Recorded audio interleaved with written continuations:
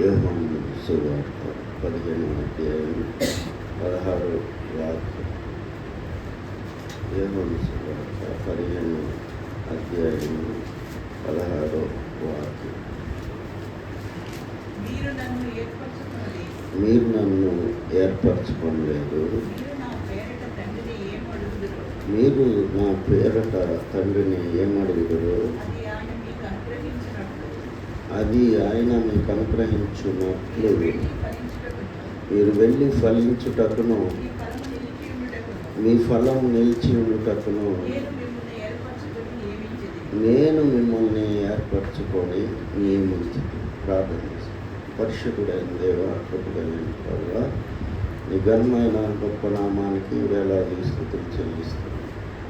దేవా, మమ్మల్ని ఇంతవరకు సజీవులుగా భూమి మీద ఉంచావంటే కేవలం నీ కృప, నీ దయ, నీ వాత్సల్యం.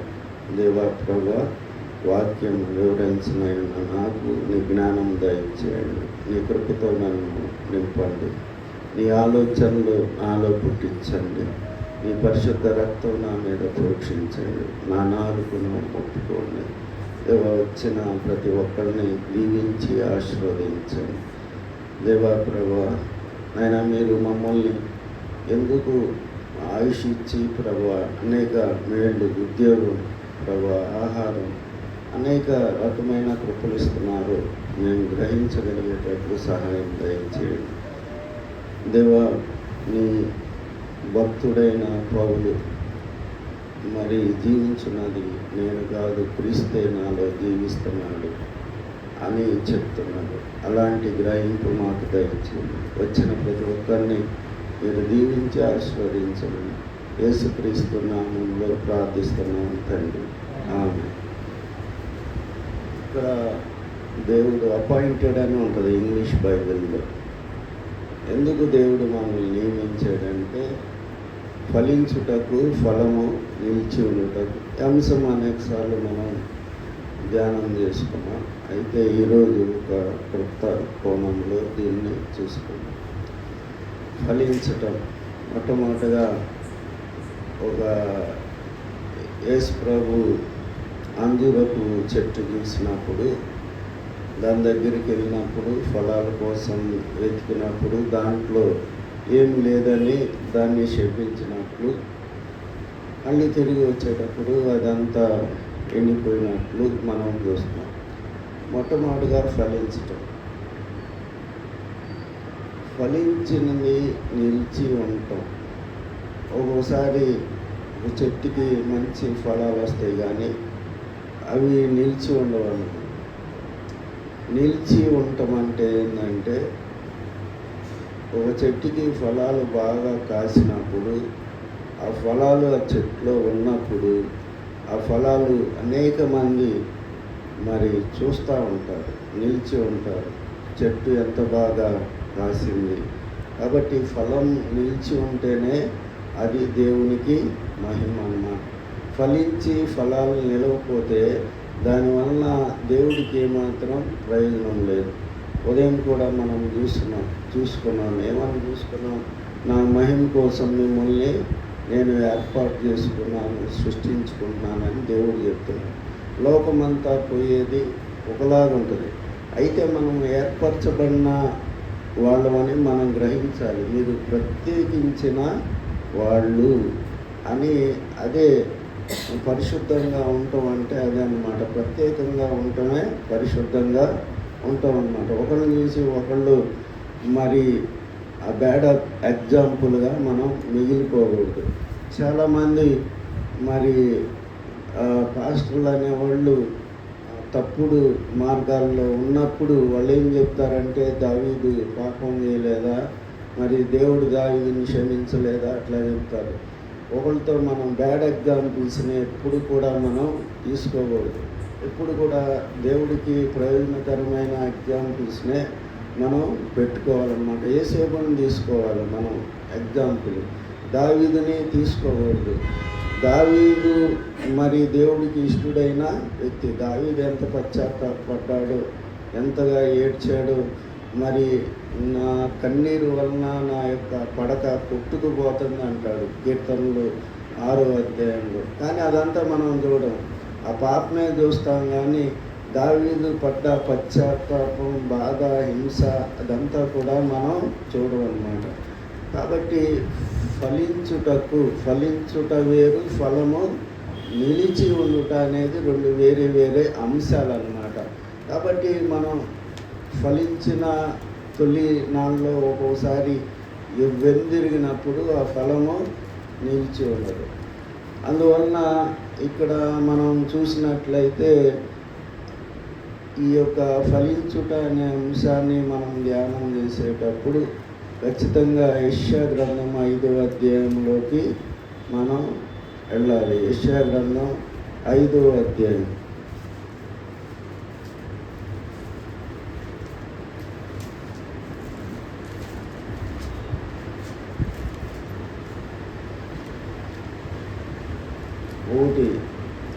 ఒకటి 2, 3 వాక్యాలు మనం చూసుకుందాం. నా ప్రియుని గూర్చి పాడెదను విండి, అతని ద్రాక్ష తోటను బట్టి నాకు ఇష్టమైన దాని గూర్చి పాడెదను వినుడి. సత్తు భూమి గల కొండ మీద నా ప్రియునికి ఒక ద్రాక్ష తోట ఉండెను. ఆయన దాన్ని బాగా త్రవ్వి రాళ్ళని ఏరి అందులో శ్రేష్టమైన ద్రాక్ష తీగలు నాటించెను. దాని మధ్య బుర్జు ఒక వేయించి ద్రాక్ష తొట్టిని తొలిపించెను. ద్రాక్ష పండ్లు ఫలించవలనని ఎదురు చూచుండెను. చాలా కానీ అది కారు ద్రాక్షలు కాచు. అంటే ఎప్పుడైతే నువ్వు రక్షణ పొందుతావో, ఎప్పుడైతే బాప్తిసం తీసుకుంటావో, అప్పటి నుంచి నీ యొక్క పెరుగుదలని దేవుడు గమనిస్తూ ఉంటాడు. ఆయన గురించి ఆలోచించకుండా జీవించే వాళ్ళ గురించి దేవుడు ఏమాత్రం పట్టించుకోడు. చాలామంది అనుకుంటారు, నేనే ఇక దేవుని సేవ చేయాలి, దేవుడికి నేనే అవసరం. కొంతమంది దైవజనులు బాగా దేవుని సేవ చేసి మరి విస్తారంగా ఆత్మను సంపాదించిన తర్వాత ఒకలాంటి గర్వం వచ్చింది వాళ్ళకి. ఆ గర్వం వచ్చినప్పుడు వాళ్ళు ఏమనుకుంటారంటే, నేను లేకపోతే దేవుని సేవ లేదు, నేనే ఇక్కడ మరి యొక్క గుంటూరు జిల్లాకి మరి ఆంధ్రప్రదేశ్కి నేనే ఒక ముఖ్యమైన సేవకుణ్ణి అని ఆ గర్వంతో ఉన్నప్పుడు ఆ ఫలాలు నిలిచి, కారు ద్రాక్ష అంటే అదనమాట. కారు ద్రాక్షలు మనం కాయలు. ఎప్పుడు కూడా దేవునికి మనం అనుకూలంగా, దేవునికి ఇష్టంగా మనం ఉండాలి. ఎంత ఉదయం మనం తగ్గింపు గురించి మాట్లాడుకున్నాం, ఎస్తేరు గురించి. ఆమె గురించి ఏం చదువుకున్నాం మనం? ఆ హేగే నియమించిన అలంకారాలు తప్ప ఆమె మరి ఏది కూడా అడగలేదు, కోరలేదు అనే అంశాన్ని మనం ధ్యానం చేసుకున్నాం. మనం ఈ లోకంలో యాత్రికులం, పరదేశులం అనే సంగతి ఎన్నడూ కూడా మర్చిపోకూడదు. మనం ఏదో కలలు కానీ అది పెద్దగా ఊహించుకొని జీవితాన్ని మరి ఉన్నప్పుడు దేవునికి ఇష్టంగా మనం ఉండలేం. పౌలు ఏమంటాడు? నేను ఇక బ్రతికేది దేవుడి కోసం అంటాడు. చూడండి, అందరూ కూడా విశ్వాసులను ఈ యొక్క అంత్యకాలంలో దేవుడి కోసం బతుకుతూ ఉంటే దేవుని రాజ్యం విస్తరించబడుతూ ఉంటుంది. మనం గల్తీ పత్రిక 2వ అధ్యాయము 20వ వాక్యం. గల్తీ పత్రిక 2వ అధ్యాయము. నేను క్రీస్తుతో కూడా సిలువేయబడి ఉన్నాను, ఇకను జీవించువాడును నేను కాదు, క్రీస్తే నా యందు జీవించున్నాడు. నేను ఇప్పుడు శరీరమందు జీవించున్న జీవితము నన్ను ప్రేమించి నా కొరకు తను తాను అప్పగించుకున్న దేవుని కుమారుని అందరి దేవుని కుమారుని అందలి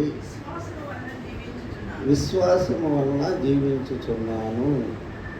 ఏదో వస్తున్నాం పోతున్నాం, పాటలు పాడుతున్నాం, అక్కడ ప్రార్థన చేస్తున్నాం, దేవుని కోసం ఆలోచిస్తున్నాం. ఏమన్నా రోజులో ఎవరికైనా సువార్త చెప్పాలన్న ఆలోచన నీకు వస్తుందా? ఎవరినన్నా ప్రభు దగ్గరికి నడిపించాలన్న ఆలోచన నీకు వస్తుందా? ఎవరి దగ్గరికన్నా వెళ్ళి సాక్ష్యం నువ్వు చెప్తున్నావా? ఎంతసేపు నీ గురించి నువ్వే ఆలోచిస్తున్నావు. కానీ పైగా మనం ఏం చేస్తామంటే మన గురించి మనం ఆలోచించుకునే సమయంలో దేవుని మీద నిందలమవుతాం. దేవుడు నన్ను పట్టించుకోవట్లేదు, దేవుడు నాకేం చేయట్లేదు అని మనం దేవునికి ఏం చేస్తున్నాం అనే ప్రశ్న మనం వేసుకుంటే మనం సిగ్గుతో తల ఉంచుకోవాల్సి ఉంటుంది అన్నమాట. దేవుడికి ఏం చెయ్యం మనం. దేవుడే అన్నీ చేస్తూ ఉంటాడు. మనకి డబ్బులు ఇచ్చి, అన్నం ఇచ్చి, చదువు ఉద్యోగం ఇచ్చి అన్నీ చేస్తూ ఉంటాడు. మనకి ఏదన్నా మన జీవితంలో ఏదన్నా చిన్న అవాంతరం ఆటంకం వచ్చినప్పుడు దేవుని మీద నిందలేస్తూ ఉంటాం. అది ఇశ్రాయేలు చేసిన పని అంతా అదే అన్నమాట. 40 సంవత్సరాలు దేవుని మీద రాళ్ళేసి నిందలేసి అనవసరంగా ఘోరమైన శాపాన్ని తెచ్చుకొని వాళ్ళు దేవుడు ప్రామిస్ చేసిన ల్యాండ్కి చేరలేకపోయారు, కనాను అనే దాన్ని. కాబట్టి దేవుడు మనకిచ్చిన దాన్ని మనం తృప్తిగా మరి దాన్ని స్తుతులు చెల్లిస్తూ దేవునికి మనం తృప్తిగా జీవించాలన్నమాట. మనం తిమోతి పత్రిక 6వ అధ్యాయం 6వ వాక్యం, 1 తిమోతి పత్రిక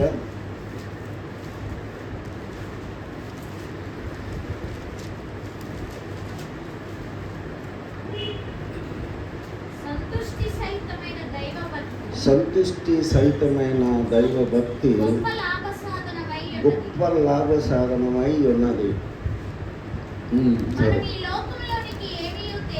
మనం ఈ లోకంలోనికి ఏమీ తేలేదు, దీనిలోనిది ఏమీ తీసుకొని పోలేము. కాగా అన్న వస్త్రములు కలవారమై ఉండి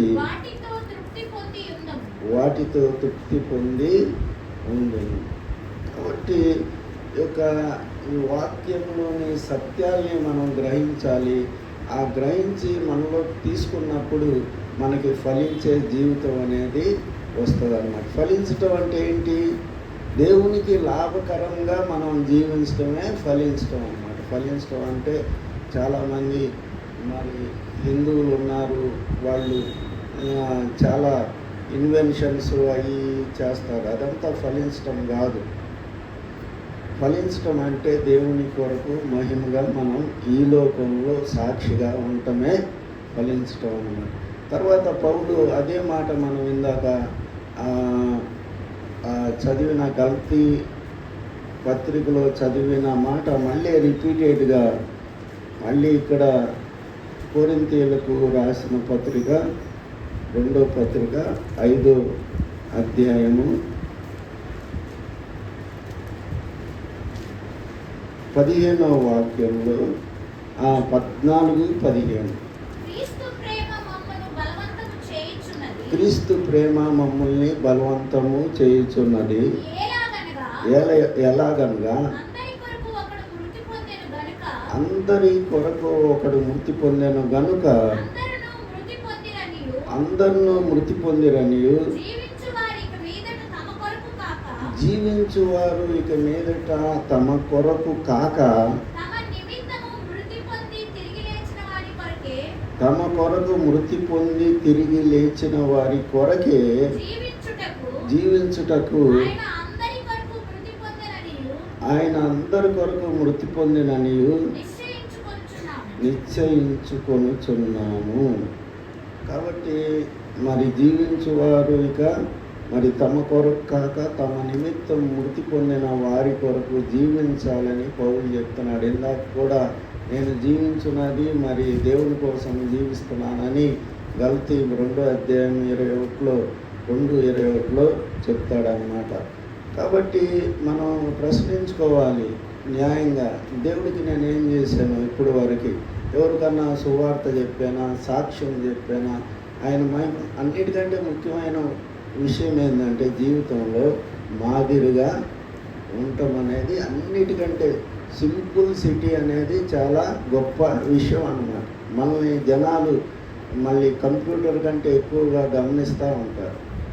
మనల్ని ఇతరులు చూసినప్పుడు మనం ఎంత తగ్గించుకొని ఈ లోకంలో జీవిస్తే అంతగా దేవుని నామం మహింపరుస్తూ ఉంటుందన్నమాట.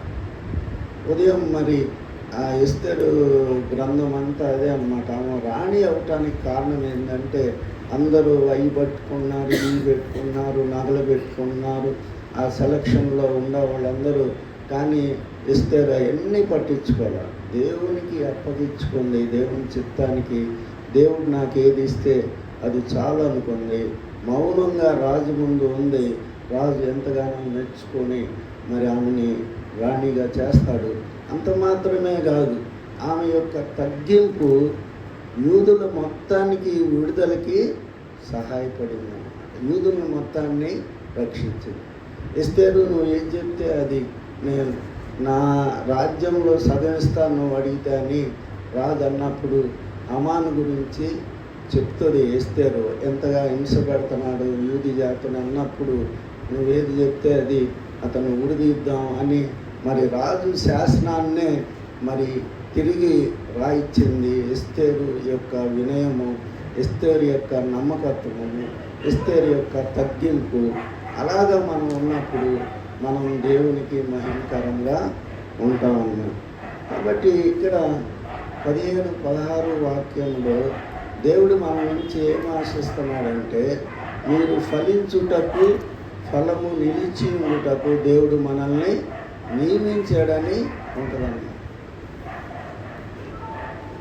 ఒక్కొక్కళ్ళు మొహం చూస్తేనే కస్సుమన్నట్టు ఉంటుంది, ఏమో కదిలిస్తే గొడవ అవుద్ది అన్నట్టు ఉంటుంది అన్నమాట. ఫలించుటకు, ఫలము నిలిచి ఉండుటకు మనల్ని ఆయన నియమించాడు. చాలామంది చెప్తారు నేను ఎప్పుడు బాగాలేదు ఫార్ము. అక్కడ యుఎస్ఏలో మరి మనుషులు కనపడితే ఎవరన్నా కొత్త వ్యక్తులు నవ్వుతారంట. నవ్వి హలో అని పలకరించి మరి అవసరమైతే సహాయం కూడా చేస్తారని చెప్తున్నారు.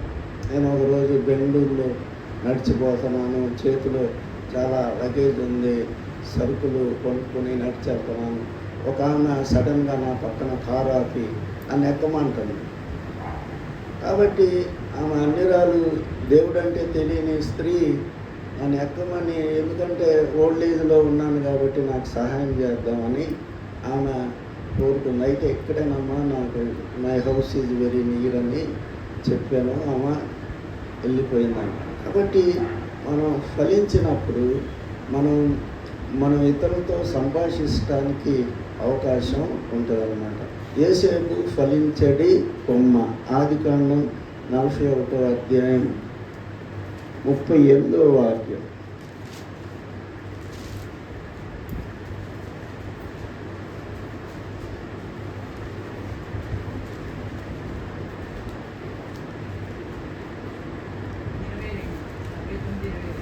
ముప్పై 39:22 యోసేపు ఫలించడి కొమ్మ, మూట యొద్ద ఫలించడి కొమ్మ, దాని రెమ్మలు గోడ మీదకి ఎక్కి వ్యాపించి. 41వ అధ్యాయం 38వ వాక్యంలో మనం ఏం చూస్తాం? ఫరో అంటాడు తన పక్కనున్న అధిపతుల్ని చూసి, ఇతని లాంటి దేవుని ఆత్మ కలిగిన వాళ్ళని మనము కనుగొనగలమా అంటాడు. ఫలించడం అంటే అదన్నమాట.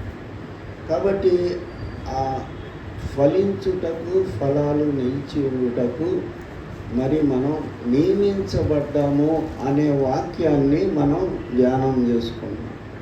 ఎట్లాగా మరి ఫలించడం అనేది ఇక్కడ మనం యెషయా గ్రంథం 5వ అధ్యాయంలో మనం ఏం చూస్తున్నాం?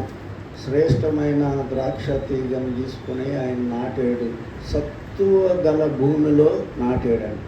సత్తువ గల భూమి అంటే ఏంటి? దాంట్లో రాళ్ళు కానీ రప్పలు కానీ ఏమి లేవు. ఎంతో సారవంతమైన నేలలో మనల్ని నాటితే మనం మంచి ద్రాక్షాలు ఫలించడానికి బదులు కారు ద్రాక్షాలు ఫలించడానికి కారణం ఏంది?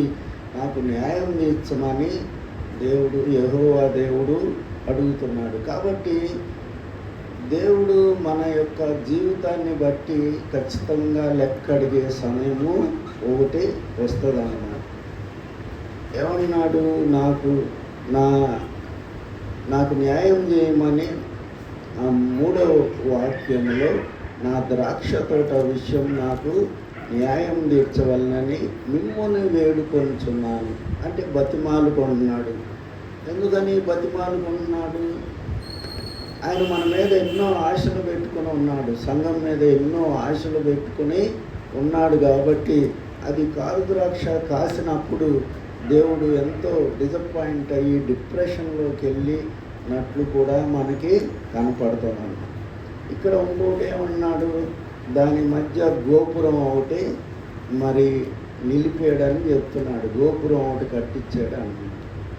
ద్రాక్ష తొట్టి కూడా ఒకటి పెట్టాడని చెప్తున్నాడు. గోపురం అంటే సిలువకు సాదృశ్యంగా ఉందన్నమాట.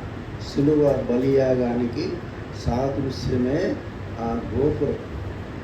ఆ గోపురం మరి ఆ సిలువ, యేసు ప్రభు ఆ పొందిన సిలువ యాతనలో, ఆ సిలువ బలియాగం వలన మనం ఫలిస్తామని కూడా మనం మాట్లాడుకోవచ్చు, చెప్పుకోవచ్చు.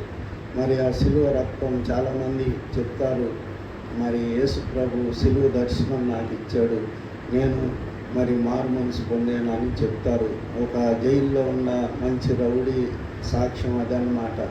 నాకు యేసు ప్రభు దర్శనం వచ్చింది, సిలువలో ఆయన చిందించే రక్తం నేను చూసి నేను మారు మనసు పొందానని చెప్తాడు.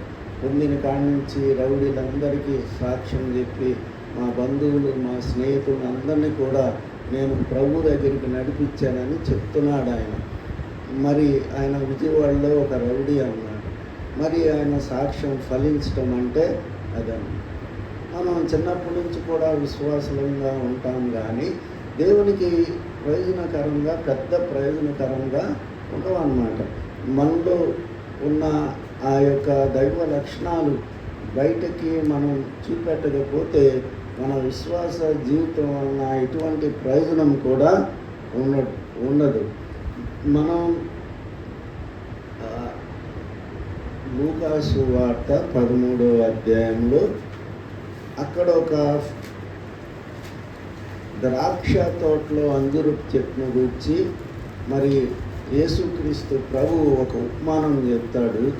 అక్కడ ఏం చెప్తాడు?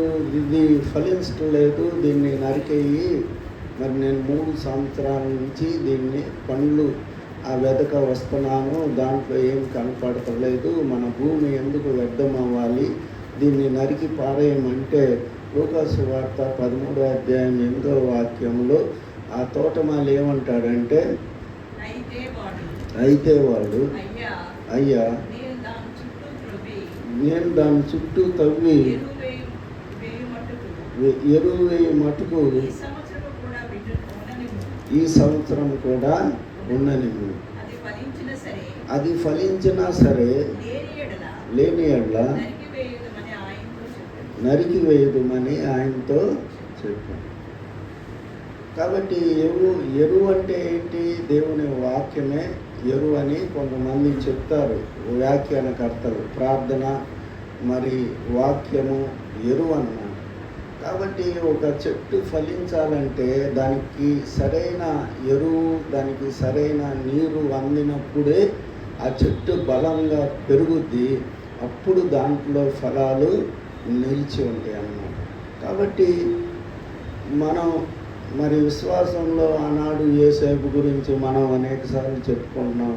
అతనికి మరి వాక్యం లేదు, చర్చి లేదు, పాస్టర్ లేడు, బిషప్ లేడు, ఎవరు లేడు, కానీ యేసేపు ఫలించడి కొన్న అని ఎందుకన్నారు? బలమైన విశ్వాసము యేసేపుకి ఉందన్నమాట. వాళ్ళు అన్నదమ్ములు ఆయన్ని అమ్మటానికి వదిలేసినప్పుడు, అదేవిధంగా మరి అన్ని శ్రమలు బానిసగా ఉండి జైల్లో ఉండి కష్టాలు పడుతున్నప్పుడు గట్టి విశ్వాసంతో ఉంటాడు. నా ప్రభువు ఏనాడైనా నన్ను విడిచిపెట్టడు, నాకేదో ఒక మంచి రోజు ఉంటుంది, నా దేవుడు ఆశీర్వదించే దినం వస్తుంది అని కనిపెట్టుకొని ఉంటాడు. అన్నిటికంటే ముఖ్యమైనది విశ్వాసం అనేది చాలా ముఖ్యమైన క్రైస్తవ జీవితంలో ఫలించాలంటే విశ్వాసం అనేది మనకి ఉండాలి. ఒక్కోసారి మన జీవితాలు ఎంతో వాడిపోయినట్లు మనకి ఇంకా ఫలభరితంగా ఇంకా నేను ఫలించడం అనేది చాలా కష్టం, ఇక నా జీవితం అయిపోయింది అనుకున్నప్పుడు కూడా యోబు ఒక మాట అంటాడు, నేను ప్రభువుని సజీవంగా చూస్తాను, నా దేవుణ్ణి నేను చూస్తాను అని చెప్తాడు అన్నమాట. అలాంటి నిరీక్షణ బలమైన విశ్వాసం గురించి మనం ప్రార్థన చేస్తేనే కానీ అది రాదు. ముందుగానే మనం ప్రార్థన చేసి దేవుడిని అడగాలి. దేవుడిని ప్రతిదీ కూడా మరి మనం అనేక మందిని అడుక్కుంటూ ఉంటాం. మన ఉదాహరణకి మన దగ్గర డబ్బులు లేవు, డబ్బులు అయిపోతాయి, ఎవడో దగ్గరికి వెళ్ళి అడుగుతూ ఉంటాం. అయితే అందరికంటే గొప్ప వ్యక్తి మన కోసం ప్రాణం పెట్టిన దేవుడిని అడగటానికి మనం సిగ్గుపడతా ఉంటామన్నమాట. యోబు 19:25 అయితే నా విమోచకుడు సజీవుడనియు తర్వాత ఆయన భూమి మీద నిల్చుననియు నేను ఎరుగుదును. ఇలాగా నా చర్మము చీకిపోయిన తర్వాత శరీరంతో నేను దేవుణ్ణి చూచాను.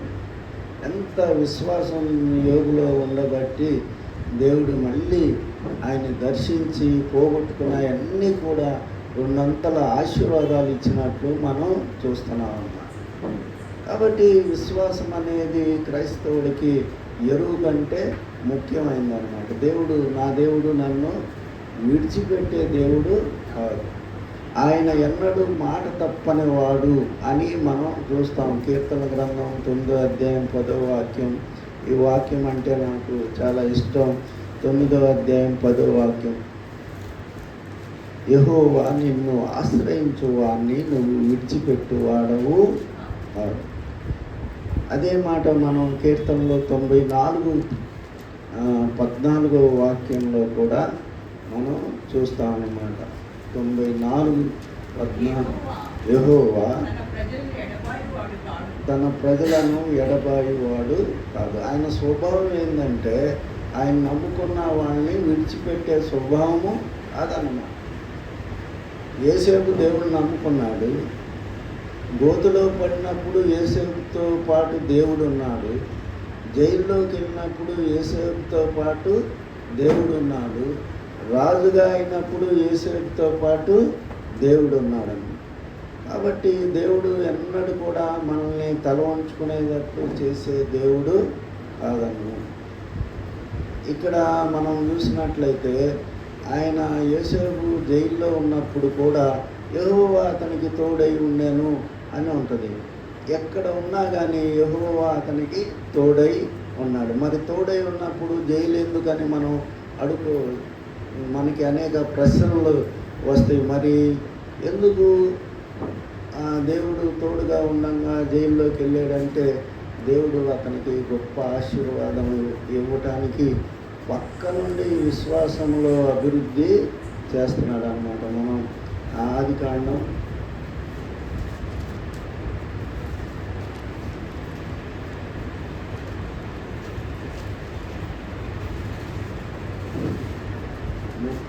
39వ అధ్యాయం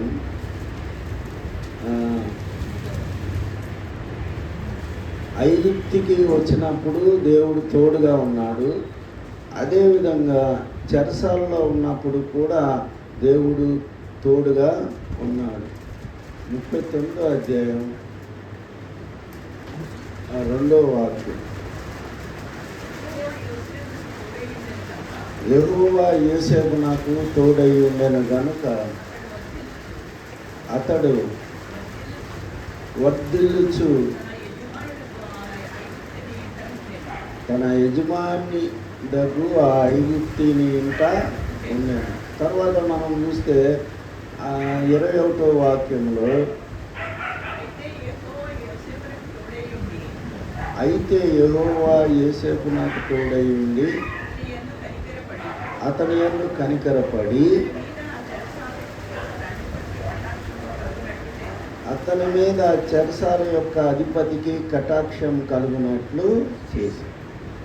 కాబట్టి బానిసగా ఉన్నప్పుడే యెహోవా పక్క నుండి ఎందుకు ఆయన్ని బానిసగా ఉంచాడు? మరి ఆ జైల్లో ఉన్నప్పుడు యెహోవా పక్క నుండి ఎందుకు జైల్లో ఉండేటట్లు చేసాడంటే దాన్ని గొప్పగా ఆశీర్వదిస్తానికి. అట్లా మరి పక్కన ఉన్నాడంటే అర్థమైంది. మామూలుగా యోసేపుకి కళలుగానే ఆశీర్వాదం ఒకటి ఉందన్నమాట.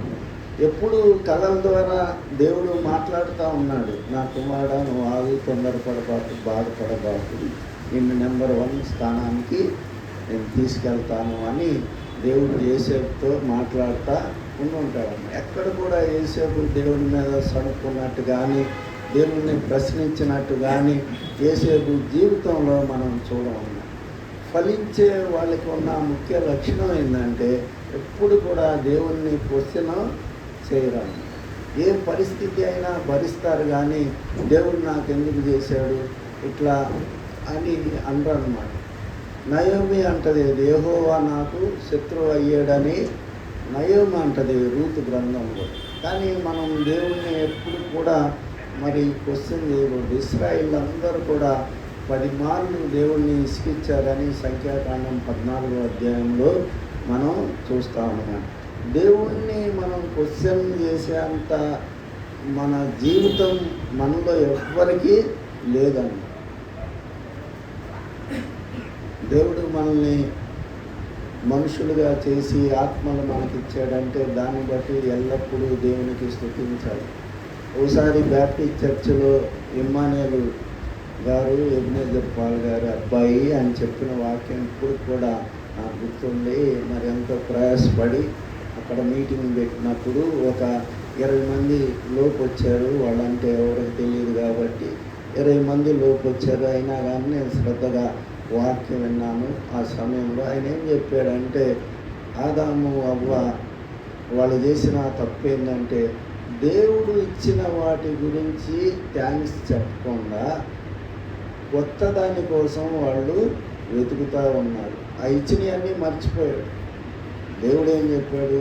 మీ తోటలో ఉన్న ఫలాలన్నీ మీరు భుజించవచ్చు కానీ ఆ నిషేధింపబడిన మంచి చెడ్డల జ్ఞానం ఇచ్చే ఫలాన్ని మాత్రం మీరు టచ్ చేయొద్దని చెప్పాడు. అయితే వాళ్ళు ఏం చేశారంటే మరి దేవుడు ఏదైతే చెప్పాడో దాన్ని అతిక్రమించి దేవుడికి మీద తిరుగుబాటు చేసినట్లు దేవుని వాక్యంలో మనం చూస్తాం. దేవుడికి మనకి అనేకమైన ఇస్తాడన్నమాట. 99 ఇస్తాడు, ఒకటే ఒకడు. ఆ ఒకదాని గురించి మనం దేవుణ్ణి తప్పుపడతా ఉంటామన్న. ఎప్పుడు కూడా దేవుణ్ణి తప్పు పట్టేవాళ్ళు వర్ధిల్లరన్న అసలు. మరి అది ఎంతో దుఃఖకరమైన విషయం అన్న. దేవుడు మనకి జీవితం ఇచ్చి రక్షణ ఇచ్చాడంటే అదే చాలా గొప్ప సంగతి అన్నమాట. మనం ఈ యొక్క గుంటూరు జిల్లాలో మారుమూల ప్రాంతాల్లో పుట్టినోళ్ళం, ఒక తక్కువ మరి యొక్క జాతుల్లో మనం పుట్టినోళ్ళం. దేవుడు మనల్ని దర్శించి వచ్చి తన శిష్యుల్ని పంపి మిషనరీని పంపి వాక్యం ఇచ్చి మనకి చదువు చెప్పి ఇన్ని చేస్తున్నాడంటే ఎల్లప్పుడూ మనం దేవునికి కృతజ్ఞతాస్తుతులు చెల్లించాలి. ఒకసారి నేను ఆలోచిస్తాను, మిషనరీసే రాకపోతే మన జీవితం ఏంటని. చాలా ఘోరంగా పశువుల కంటే హీనంగా ఈ సమాజం చూసేవాడు. మరి అప్పుడు ఉన్న మరి ఏదో సనాతన ధర్మం అని చెప్తాడు. బ్రాహ్మడు మామూలుగా బ్రాహ్మడు, క్షత్రియుడు, వైశ్యుడు, శూద్రుడు అని 4 ముక్కలుగా చేసి మనుషుల్ని మరి అదని మన సనాతన ధర్మం అంటే ఎవడు దేంట్లో పుట్టాడో ఆ పనే చేసుకోవాలి అనేది ఆనాడు మరి ఉండేది. దాన్ని అందరూ కూడా యాక్సెప్ట్ చేశారు చాలా సంవత్సరాలు. కానీ ఈనాడు ఆ హ్యూమన్ వాల్యూస్ వచ్చి మరి అది కరెక్ట్ కాదు, అట్లా ఉండకూడదు, ఏ కులాన్ని బట్టి వృత్తులు ఉండకూడదు, అని చాలామంది ఖండించి అంబేద్కర్ లాంటి సామాజిక వాదులు వచ్చి మనకెన్నో మేళ్ళు చేశారు. కాబట్టి అప్పట్లో ధర్మం అన్నారు కానీ అది అధర్మం. కాబట్టి మన ధర్మశాస్త్రం చాలా కాలం ఫారెన్ రూలర్స్ ఈ యొక్క సనాతన ధర్మానికి ఈ యొక్క లాకి మధ్య నలిగిపోయినట్లు మనం చూస్తున్నాం అన్నమాట. ఉదాహరణకి మరి ఆ బ్రాహ్మిన్స్కి క్యాపిటల్ పనిష్మెంట్ అనేది ఉండకూడదు అని సనాతన ధర్మం చెప్తుంది. వాళ్ళు హత్య చేసినా కానీ వాళ్ళు మరణ శిక్షకి పాత్రులు కాదని సనాతన ధర్మాలు వాళ్ళ యొక్క మన ధర్మశాస్త్రం చెప్తూ ఉంది. అయితే మరి అది ఇంప్లిమెంట్ చేయటానికి ఆ లాని మరి వాళ్ళకి చాలా సంవత్సరాలు పట్టింది. సతీ సహగమనం ఇవన్నీ కూడా సనాతన ధర్మం అన్నమాట. భర్త చనిపోతే భార్యని ఆ చితి మీద పెట్టి కాల్చేయటం ఇవన్నీ కూడా సనాతన ధర్మం అని మరి ఆమె ఎంతగో దేవత అవుతుందని చెప్పి మాయమాటలు బతికుండా వాళ్ళు చంపిన దేశం అన్నమాట. అయితే భారతదేశంలోనే చాలామంది కార్యకర్తలు బయలుదేరి రాజా రామ్మోహన్ రాయ్, వీరేశలింగం పంతులు లాంటి వాళ్ళు బయలుదేరి ఇది అన్యాయం, ఇదేమి ధర్మం కాదు, ఇది మరి అక్రమం అని వాళ్ళు ప్రకటించారు. కాబట్టి దేవుడు ఎప్పుడు కూడా మనం ఫలించాలని, దేవునికి ఉపయోగపడాలని. మరి ఈనాడు క్రిస్టియానిటీ లేకపోతే ప్రపంచం నాశనం అయ్యేది. వాళ్ళు ఒక ఇండియాలోనైనా యేసు ప్రభు సువార్త చెప్పారంటే ఏం కాదు, అన్ని దేశాల్లో యేసు ప్రభువుని గురించి చెప్పట్టి అనేక మంది రక్షణ పొంది విడుదలై ఎంతో సంతోషంగా ఉన్నారన్నమాట. అందువలన యేసు ప్రభు ఏం చెప్తున్నాడంటే, మీరు బహుగా ఫలించుటకు మీ ఫలములు నిలిచి ఉండుటకు నేను మిమ్మల్ని నియమించి ఉన్నాను. కాబట్టి మనం రోజు వేసుకోవాలి ఈ ప్రశ్న, నాలో ఏమన్నా ఫలాలు ఉన్నాయా? నేను ఎవరికన్నా యేసు ప్రభు గురించి ఉపయోగపడుతున్నానా? యేసు ప్రభు శిష్యులకి ఏం చెప్పాడు? చివరిలో ఆయన వెళ్ళిపోయేటప్పుడు మీరు సర్వలోకానికి వెళ్ళి సువార్త ప్రకటించండి అని చెప్పి ఆజ్ఞ ఇచ్చి వెళ్ళిపోయాడు. కాబట్టి ఆజ్ఞను మనం పాటిస్తున్నాం. ఆజ్ఞను మనం పాటించకుండా ఏమి తిందుమా, ఏమి ధరించుకుందామా, ఏమి త్రాగుదామా అని ఎప్పుడు కూడా మన సొంత సెల్ఫ్ ఓరియంటెడ్ పనుల్లో మనం నిమగ్నమై ఉన్నాము. కాబట్టి యేసేపు ఫలించేది కొమ్మ. యేసేపు ఎంతగా ఫలించాడంటే మొత్తం స్టోరీ అంతా వచ్చింది అన్నమాట. యేసేపు అంటే ఎవరు? యూదుడు. మరి యూదుడిని ఎందుకు రాజు తర్వాత రాజు స్థానం ఇచ్చాడు ఫరో? ఎందుకు ఇచ్చాడు? రాజుకు ఒక దర్శనం కలిగింది. ఆ దర్శనంలో యేసేపు అంతా చెప్పాడు. మరి చెప్పినప్పుడు రాజు ఎంతో ఇష్టమైందంట, అనుకూలమైందంట ఆ చెప్పిన ఆన్సర్. యేసేపు చెప్పిన ఆన్సర్ ఇప్పుడు మనకేం చేయాలంటాడు. మరి దైవ జ్ఞానం కలిగిన వాళ్ళని మనం తీసుకొచ్చినట్లయితే, ఈ యొక్క దేశంలో పెట్టినట్లయితే మనం ఈ ఆపద నుంచి తప్పుకుంటామని చెప్పాడు. కాబట్టి ఫరోకు వచ్చిన కళ ఏంది? 7 సంవత్సరాలు కరువు, 7 సంవత్సరాలు విస్తారమైన పంట అన్నమాట.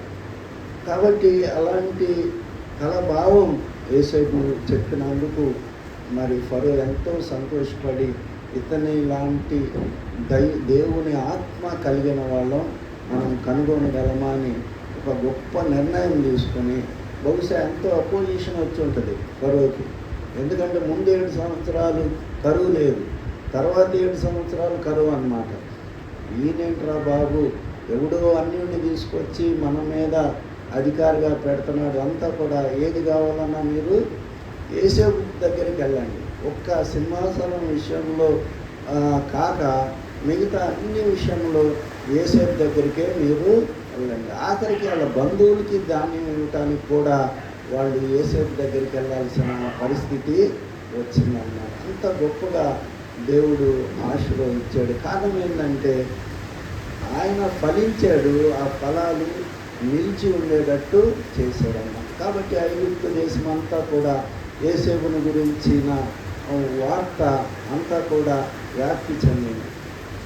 ఆయన ఎందుకని అంత కలలు చెప్పగలిగాడు? ఆయన దేవుడు గొప్ప దేవుడు. ఆయన మరి కలల్ని గూర్చిన మరి మర్మాలు చెప్పగలిగిన దేవుడు. యోసేపు దేవుడు గొప్ప దేవుడు అని అందరూ తెలుసుకోగలిగారన్నమాట. అందువలన మరి మనం మరి యొక్క ఫలించే జీవితం మనలో ఉందా లేదా అని పరీక్షించుకోవాలి. మనం రొట్టె ద్రాక్షారసం ప్రతి వారం తీసుకుంటున్నాము. అయితే మనం ఎంతమందికి సువార్త చెప్తున్నాం, ఎంతమందిని ప్రభువు దగ్గరికి మనం ఆహ్వానిస్తున్నాం అనేది మనం అన్నిటికంటే ముఖ్యంగా దానికి తగిన జీవితం మనలో ఉండాలి. మనలో జీవితం లేకుండా అబద్ధాలు మోసాలు మనలో ఉంటే, మన జీవితం ఇతరులకి మాదిరికరంగా లేకపోతే మనం ఏం ఫలించగలం? కాబట్టి మన ఫలం మనలో నుండి జీవదారులు బయలుదేరాలి అని ఉంటుంది. చివరిగా ఒక వాక్యం తీసుకొని మనం ముగించుకున్నాం. యోహాను సువార్త ఎప్పుడు కూడా ఈ వాక్యాన్ని ఉదయం కూడా మనం చూసుకున్నాం. యోహాను సువార్త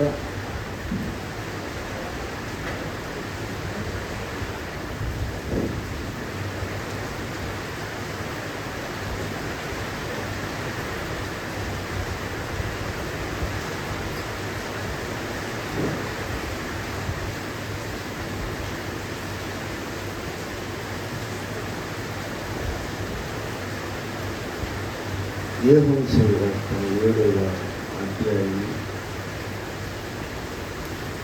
38వ వాక్యం. నా యందు విశ్వాసం నుంచి వాడేవాడు లేఖనము చెప్పినట్లు వాడి కడుపులో నుండి జల నదులు పారునని బిగ్గరగా చెప్పారు. జీవజల నదుల అంటే అర్థమైంది, వాళ్ళు అనేక మందికి ప్రయోజనకరంగా ఉంటారు. వాళ్ళు దేవుణ్ణి గూర్చి మరి మహిమపరిచే జీవితం జీవిస్తారని దాని యొక్క భావం అన్నమాట. అందువలన మనం ఎలాగున్నాం, ఇంకా సరి చేసుకోవాల్సినవి మనలో చాలా ఉంటాయి. నీలో అయినా నాలో అయినా చాలా ఉంటాయి. కాబట్టి ఆ పర్ఫెక్షన్ కోసం మనం పోరాడాలి. బట్టి విశ్వాస జీవితం అనేది పోరాటం కాబట్టి మనం ఎక్కడ తప్పు చేస్తున్నాం నేను ఎప్పుడు కూడా గమనించుకుంటా ఉంటానన్నమాట. మనం ఎక్కడ తప్పు చేస్తున్నామని గమనించుకొని ప్రభువుకి మహిమకరమైన పాత్రగా మనం నిలిచినప్పుడు మనం మరి దేవుడు ఎంతో మన జీవితాన్ని గురించి సంతోషిస్తాడు. ఆయన ఏమంటాడు, మీరు ఫలించుటకు మీలో ఫలము నిలిచి ఉండుటకు నేను మిమ్మల్ని ఏర్పాటు చేసుకోండి. కాబట్టి పౌలు జీవితం, అబ్రహాం జీవితం, మరి యాకోబు జీవితం, ఇస్సాకు జీవితం ఇవన్నీ కూడా ఫలించే జీవితాలు. అంటే వాళ్ళ గురించి వాళ్ళు ఎక్కువగా వాళ్ళ సుఖం చూసుకోలేదు, కానీ దేవుని మహిమ కోసం వాళ్ళు కష్టపడినట్లు మనం చూస్తాం. అబ్రహాముకి మరి ఆ సొదొమ గొమొర్రా రాజుని ఓడించిన రాజుని అబ్రహాం గెలిచినప్పుడు మరి సొదొమ గొమొర్రా రాజులు ఒక ఆఫర్ ఇస్తారు అబ్రహాంకి, ఇదంతా నువ్వే తీసుకో, ఈ యొక్క దోపుడు సొమ్మంతా నువ్వే తీసుకో అన్నప్పుడు అబ్రహాము ఏమంటాడంటే, ఒక్క పైస కూడా నేను చిల్లి గవ్వ కూడా అందులో నేను ముట్టను, ఎందుకంటే అందులో నేను ముట్టుకున్నాను అనుకో మీరు మీ వల్లనే నేను గొప్పవాడినయ్యాను అని మీరు ప్రచారం చేస్తారు. నేను దేవుడి వలన గొప్పవాడిని అవుతాను అని అబ్రహాము చెప్తారని ప్రార్థన చేసుకుని. పరిశుద్ధుడైన దేవా ప్రభువా, నైనా మరి వర్షం వస్తున్నప్పటికి కూడా మందిరంలో ప్రవేశించడానికి మీ కృప మాకు ఇచ్చారు. దాన్ని బట్టి మీకు స్తుతులు చెల్లిస్తున్నాం దేవా. ప్రభువా, వచ్చిన ప్రతి బిడ్డను మీరు ఆశీర్వదించండి. మా జీవితాలు నీకు మరి సంతోషం ఇవ్వకపోతే మా జీవితాలు వ్యర్థం. మీరు ఫలించాలని చెప్పారు, మీలో ఫలాలు నిలిచి ఉండాలని చెప్పారు. ఫలిస్తే సరిపోదు, కానీ ఆ ఫలం నిలిచి ఉన్నప్పుడు అనేక దశల్లో ఆ ఫలం పెద్దదై పరిమళ సువాసన ఇచ్చి మరి ఇతరులకి మధురంగా ఉండేటట్లు మా జీవితాలు చేయాల్సిందిగా ప్రార్థన చేస్తున్నాం. దేవా ప్రభా, మా జీవితాలు ఎవరికి ఆటంకకరంగా ఉండకుండా సహాయం దయచేయండి. ప్రభా, నిన్ను నీ యొక్క గొప్పతనాన్ని, నీ యొక్క మహిమను ప్రచారం చేసే జీవితాలు మాకు దయచేయండి. దేవా ప్రభా, నాడు మరి లోకస్తుడైన Gandhi my life is message అన్నాడు, మై మెసేజ్ అన్నాడు. నా జీవితమే నా వర్తమానం అని చెప్పాడు. మేమైతే అంత సాక్ష్యం ఇవ్వలేకపోతున్నాం. దేవా ప్రభా, మా స్వార్థ ప్రయోజనాల గురించి ఆలోచిస్తూ మా స్వార్థ ప్రయోజనాల కోసం బతుకుతున్నాను. సెల్ఫ్ సెంటర్డ్ లైఫ్ మేము పెట్టుకొని వేషధారణ భక్తితో జీవిస్తున్నాం. ప్రభా, మమ్మల్ని క్షమించండి. ఇంకా రాకడ అతి త్వరలో ఉందని చెప్తున్నారు. దేవా నాయనా, మరి యుద్ధాలు జరుగుతున్నాయి. దేవా ప్రభా, ఇస్రాయేలు, ఇరాన్ వారులు, ఇరాన్, రష్యా, చైనా ఇవన్నీ కలిసి ఇస్రాయేల్ మీద దాడి చేసి ఓడిస్తాయని నీ వాక్యంలో హెర్మగద్యం యుద్ధం అని చెప్తున్నారు. ఇవన్నీ కూడా దగ్గరగా సంభవిస్తున్నాయి. అయితే మేము ఏమాత్రం పట్టించుకోవట్లేదు. ఇంకా చాలా కాలం ఉందని ఒక సొంత ఎస్టిమేషన్ వేసుకుంటున్నాం. మా ప్రభువా, మా దేవా, మా రక్షక, నీ జ్ఞానం మాకు దయచేయండి. నీ రాకడ కూర్చిన భయం మాలో కలిగేటట్లు సహాయం దయచేయండి. ఎక్కడ తప్పిపోతున్నామో అక్కడ మేము చూసుకునేటట్లు సహాయం దయచేయండి. నీ దాసుడైన దావీదు చెప్తున్నాడు, నీకు ఆయాస్కరమైన ఏమైనా ఉందేమో నాలో చూపించని అడుగుతున్నాడు. అవును ప్రభా, దేవానైనా నిన్ను పట్టించుకోవట్లేదు. మేము అనేక విషయాల్లో మేము ప్రభా మా సొంత మార్గంలో మేము ప్రయాణం చేస్తున్నాం. దేవాని చిత్తానుసారంగా మేము జీవించి ఫలించే మార్గంలో మేము ఉండేటట్లు మాకు జ్ఞానం దయచేయాలి.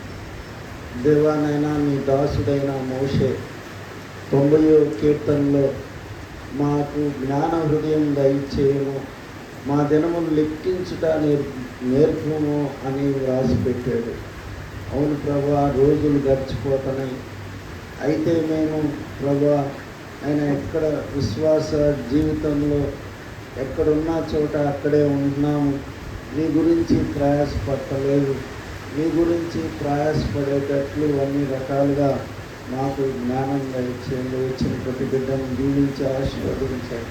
నీ గాయపడిన హస్తంతో వాళ్ళ హృదయాన్ని తాకి ప్రభువా నాయన మా దోషాన్ని మాకు చూపెట్టి ప్రభువా మమ్మల్ని నీతిమంతులుగా పరిశుద్ధులుగా తీర్చమని మా ప్రభువును మా ప్రియ రక్షకుడైన నజరుడైన యేసుక్రీస్తు సర్వశక్తి నామంలో ప్రార్థిస్తున్నాం తండ్రి.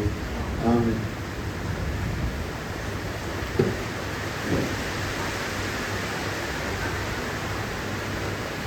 जो వచ్చి ఒక పాట వచ్చిందిగా దాని టీ